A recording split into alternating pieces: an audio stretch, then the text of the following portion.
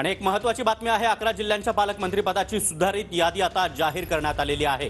पुणे जिल्ह्याचं पालकमंत्रीपद अजित पवार यांच्याकडे देण्यात आलेलं आहे, तर चंद्रकांत पाटील यांची उचलबांगडी करण्यात आलेली आहे। त्यामुळे आता 11 जिल्ह्यांच्या पालकमंत्रीपदाची सुधारित यादी मुख्यमंत्री शिंदे यांनी जाहीर केलेली आहे। आणि महत्त्वाची बाब म्हणजे पुणे जिल्ह्याचं पालकमंत्रीपद अखेर अजित पवार यांच्याकडे गेलंय, तर पुणे जिल्ह्याच्या पालकमंत्रीपदावरून चंद्रकांत पाटील यांची उचलबांगडी करण्यात आलेली आहे। आणि चंद्रकांत पाटील यांच्याकडे सोलापूर त्याचबरोबर अमरावती जिल्ह्याच्या पालकमंत्रीपदाचा कार्यभार सोपवण्यात आलेला आहे। आत्ताची महत्त्वाची आणि मोठी बातमी आपण पाहतो आहोत, पुणे जिल्ह्याचं पालकमंत्रीपद अखेर अजित पवार यांच्याकडे देण्यात आलेलं आहे। अकोल्याच्या पालकमंत्रीपद विखे पाटलांकडे देण्यात आलंय। एकूण 11 जिल्ह्यांच्या पालकमंत्रीपदाची ही सुधारित यादी सध्या जाहीर करण्यात आली आहे। तर रायगड आणि साताऱ्याच्या पालकमंत्रीपदाबाबत मात्र अद्यापही निर्णय झालेला नाही।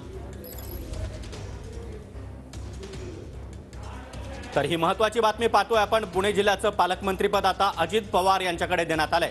आणि या संदर्भात अधिक माहिती देण्यासाठी आमचे प्रतिनिधी सध्या आपल्यासोबत जोडले गेलेले आहेत। तत्पूर्वी आपण ही यादी पाहतोय, अजित पवार यांच्याकडे पुणे जिल्हा, राधाकृष्ण विखे पाटील यांच्याकडे अकोला, तर चंद्रकांत पाटील यांना अमरावती आणि सोलापूर जिल्ह्याच्या पालकमंत्रीपदाची जबाबदारी देण्यात आलेली आहे।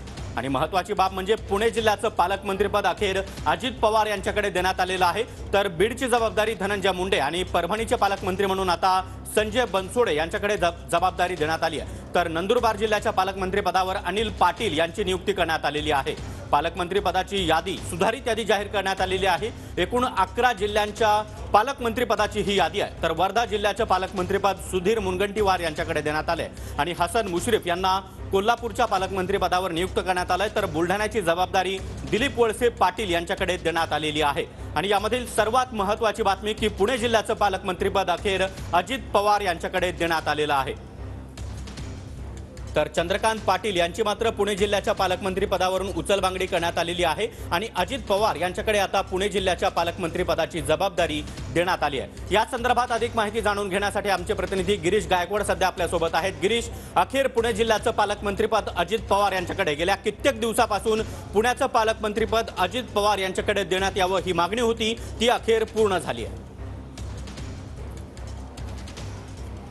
नक्कीच गेल्या अनेक दिवसांपासून ही मागणी होती। काल मुख्यमंत्री आणि उपमुख्यमंत्री हे दिल्लीला अमित शहा यांच्या भेटीसाठी सुद्धा गेले होते आणि आल्यानंतर तातडीनं आता 11 सुधारित पालकमंत्र्यांची जी यादी आहे ती कार्यालयाकडून जारी करण्यात आलेली आहे आणि पुणे जिल्ह्याचं जे पालकमंत्रीपद आहे ते अजित पवार यांना मिळालेलं आहे। गेल्या अनेक दिवसांपासून त्यांची ही मागणी होती आणि या मागणीवरती अखेरकार शिक्कामोर्तब झालेला आहे। दोन्ही नेत्यांनी संमती दिलेली आहे। त्यामुळे पुण्याचं आता राजकारण कशा पद्धतीचं असणार आहे आणि पुण्याचा विकास नेमका दादा कशा पद्धतीनं करणार आहे पाहणं महत्त्वाचं ठरणार आहे। त्यासोबतच अकोल्यात राधाकृष्ण विखे पाटील यांना जबाबदारी देण्यात आलेली आहे। कोल्हापूर मध्ये हसन मुश्रीफ, गोंदियामध्ये धर्मराव बाबा अत्राम, बीडमध्ये धनंजय मुंडे, परभणीत संजय बनसोडे, नंदुरबारला अनिल पाटील साहेब आणि वर्ध्यामध्ये सुधीर मुनगंटीवार, त्यासोबतच अकोल्यात राधाकृष्ण विखे पाटील आणि सोलापूर अमरावतीमध्ये चंद्रकांत दादा पाटील यांना ही जबाबदारी देण्यात आलेली आहे। रायगड आणि साताराबद्दल अद्यापही निर्णय होऊ शकला नाहीये। त्या ठिकाणी आदिती तटकरे या आग्रही होत्या की त्यांना तिथलं पालकमंत्रीपद पाहिजे, तर शिंदे गटाकडून भरत गोगावले हे आग्रही होते की त्यांना मंत्रिपद हवं आहे, त्यासोबतच पालकमंत्रीपद हवं आहे, तिथला विकास करायचा आहे। त्यामुळे अद्याप यावर शिक्कामोर्तब होऊ शकलं नाहीये। भविष्यामध्ये येत्या 8 तारखेला किंवा 10 तारखेला यावर देखील शिक्कामोर्तब होईल असं बोललं जाते।